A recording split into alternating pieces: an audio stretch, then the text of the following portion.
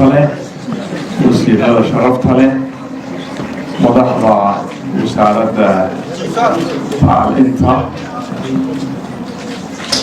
استمرار تليفونك بوليسكا يتراكيش بوليسكا دوبيها جامعة فرع قروي iyo madaxda diimaanka iyo macallimiinta ardayda qalin jabinaysa caawa oo aan halkan ku soo maarignay waalidiinta miidiyaha martida dhammaan ka soo qaybgalayaasha assalaamu calaykum waraxmatullaahi wabarakaatu runtii sharaf bay noo tahay inaanu caawa ka soo qayb galno jaamacadda Green Hope qalin jabinteedii u horreysay 4 sano kadib runtii aqoonta oo horumarta ardayda fursad u hesha gurigoodii iyo waalidkoodii iyo deegaankoodii iyagoo ku nool inay jaamacada ku helaan iyagoo nasiib u helay dad Soomaaliyeed inay wax baraan way sahlan tahay inay ka kabi karaan wax kasta oo caqabad ku noqon kara luqadka iyo aqoonta warshada leedahay duruufaha dhaqaale ee deegaanadeena iyo dadka Soomaaliyeed meel joogaanba ku wareegsan oo dad muddo dheer buu soo maray sababnimada xoog leedahay daayirtu ay aad u badan tahay oo dadkeena boqolkiiba 75 la yiraahdo waa dhalinyaro runtii waxa Ilaahay xamdigiisa dowladda Puntland inay horumar fiican ka samaysay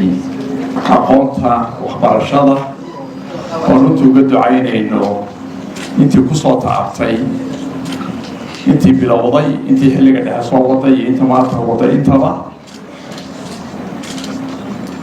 markastoo bulshada ay aqoonta ka horumarto ama ay aqoontooda ka noqoto waxaa hagaaga fakarkooda horumarkooda noloshooda intaba aqoontu waa furaha nolosha marka hore weydii ducaynaynaa ilaahay cilmiga barteen weydii barakeeyo kuwa halkaas sii wada oo aqoontay bilaabeen ay u noqoto mid albaabka horreeya u furmay oo lasii wadana waa weydii ku baraarujinaynaa waxaa kaloo laga maarmaan ah aqoonta inay abuurto ama bedeshaha fakarka wadaniyadeed ummadeed bulsho ka bilaabata qoyska aabbayo hooyada ku tabcay iyo walaalada iyo qoyska inaad noqoto mid halabuur iyo talo ku soo kordhiya aqoonta inay noqoto mid kalsooni abuurta qofku inuu noloshiisa iyo culayskiisa ka faydo intii ku soo taabtay oo 4 sano dugsi hoose 4 dugsi sare 4 dugsi dhexe iyo 4 jaamacad soo waday inaysan weli noqon kuwo guriga usii jiifeen ay noqdaan kuwo subaxii ka laha wuxuun halabuura iyo shaqaana la soo kordhiyo shaqadu ceeb maaha wax kastoo laga shaqeeyo waxaa sharaf ah qofku inuu shaqo tago oo shaqeeyo laakiin muhiim maaha dunida kale wax la isweydiiyaa qofku ma shaqeeya laakiin maxaad ka shaqeysaa waxaa laga yaabaa inaan la isweydiin muhiimna maaha waxaad baratay inaad ku shaqaysid muhiim waxaa inaad shaqayso walibana dhibaatooyinka mandaqadeena maanta haysta reer Puntland iyo Soomaali wala reer Puntland aan isleeyahay dhinaca ugu liitaan shaqada waxay noqotay wax laga hesho oo ceeb ah furaska shaqada ee waddanka yaalana waa badan yahay martida koob lagu sameeyay ajaanibta garowe keliya ka shaqaysa shaqooyin kala duwan oo ama wadannada jaarka ka yimaadeen ama Asia ka yimaadeen ama oo shaqooyin kala duwan oo badan inkastoo shaqooyinka xirfadaha ku saabsan dadkeenu ku liitaan waliba bahda aqoonta iyo jaamacadaha iyo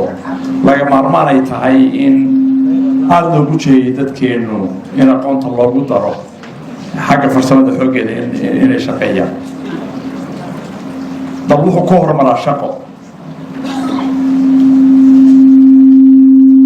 dalal badan oo aan batrool lahayn bad lahayn beera lahayn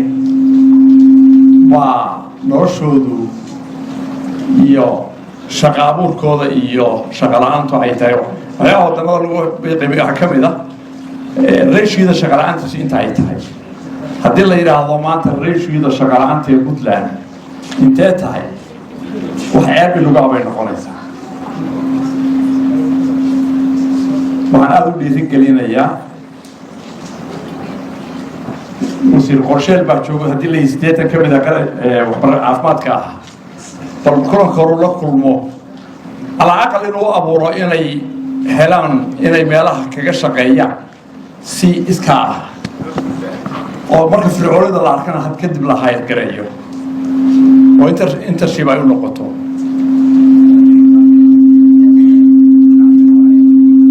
waxay idin fuushay mas'uuliyadu wadaniyadeed oo ugu horeyso family-giina magaalada aad ku nooshihiin bulshada iyo dowladnimada Puntland waxa aad muhiim u ah بعض الجامعات أحمدو تعليمها وضنيتها هالوطرة فهم كشغلنا هالوطرة لا والله هدي تذكر فهموا عن سلايا هاي إلى هي بالوقت من الثانية